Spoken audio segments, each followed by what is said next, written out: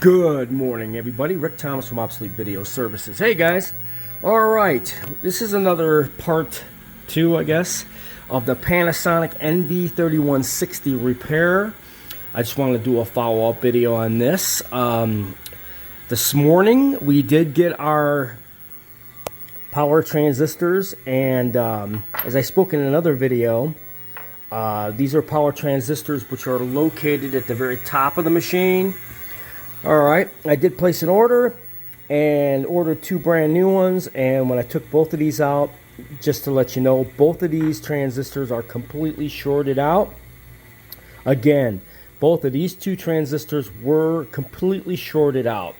Now, this is a weird situation. I've never quite seen anything like this, but anyways, we're replacing the electrolytic capacitors in the power section of this unit, or actually on both of them, because the electrolytics on these machines dry out on the Panasonics, and it affects the servo and sync issues, and you'll start getting shifting in the video and all that kind of stuff. That's the main cause of it. So I decided to work on both of my units to get some fresh electrolytic capacitors in the power section. Well, anyways, we turned this beast on, and a humongous short, like spark. It was unbelievable. After I put brand new electrolytic capacitors in there, no idea what the reason was. It does happen, but it's the first time I've ever seen it. But anyways, we did replace both power capacitors up on top, which are located here and here, which tie in directly to the power board, which is right there. Okay, what I did is, before I realized I had an awful lot of extra parts for this Panasonic, here's the power board, power supply board actually, that is located on this side of the machine. So what we did was, we placed all the diodes in this bridge because two of the diodes are shorted, and I changed out the capacitors and this transistor here, which is an upper transistor that bridges, that type of thing. So we changed quite a few components in the power section, which is good because these components ain't all that great, as you can tell. So we basically rebuilt this power supply board on this side. I'm just using this one as an example in case I ever need it, just to show you what has to be done. This machine has two fuses right here located, and also it has some fusible resistors on the upper top of the side right here. So anyways, I rebuilt the board that was in there because it had its shorted out components, some diodes. I put all new caps in, another transistor in there, new fuses, and a few mylar caps. Sort of, since there isn't much on the board, I replaced much of the grody stuff with good replacements and the stuff that was shorted out. But that's this board right here, which is the side board that leads directly to these transistors right here. Okay, as you can see, voila, we got it powered up.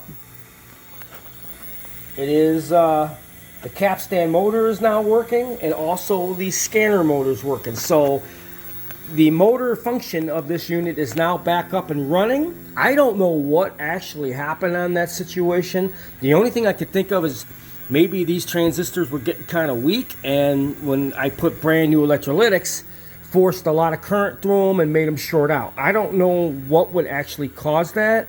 There is no reason for it, but it does happen, and maybe just a surge. I don't know. But we ended up replacing the power transistors up on top, and we rebuilt the power board on the right with all fresh stock of things that were just needed to be changed. And we now have the power back up and running. As you can see, the capstan is moving at a good speed, and the scanner is spinning really good. I don't know if you can see that or not. So we have full power. So the power has been restored. Again, guys, as I feared, there is no video output. So, most likely we have a surge that backed up into one of these boards. Most likely is what happened. So, when that surge of electrical spark, shock, whatever you want to call it, backed up into one of these boards as well. My thought is it's going to be this this upper front board here where the video output's located. I think this is the board that's shorted out. But anyways, as you can tell, we have a lot of replacement boards, so we'll be able to do some swapping here and there until we can get this thing to full maximum video output. But the big challenge was getting the power back and restored, which we did with brand new transistors up on top and rebuilt power supply on the right side. Now guys, if you're handy with a solder machine and you know how to use a multimeter, old school electronics really isn't that difficult. You just got to know how to read this stuff and use your own judgment. When you have a machine that's this old, 9 times out of 10, you're probably going to pop diodes, or you're going to, short out capacitors. It could be a transistor, whatever the situation is. Especially a board like this that's not much on it. Pick yourself up a tester, guys. This is your best friend. This thing actually shows you any of the problems that you have. If something's shorted, or it's bad connection, or whatever the situation is, this is going to read the component. It's going to give you a lot easier way to troubleshoot the situation, especially in this power supply. And so I ended up changing 2 power transistors that are completely no good. I rebuilt the board, and it was 2 diodes which were located here and here. Replaced the fuse, new capacitors, and it also popped this transistor at the very top, which this is the replacements that I have right here. So basically all I did was rebuild this board. I could have just used this one, but this one is kind of old school now too. It's kind of grungy, been sitting around for quite a while. Not really wanting to trust this one either, so I'm glad I didn't just pop this one in.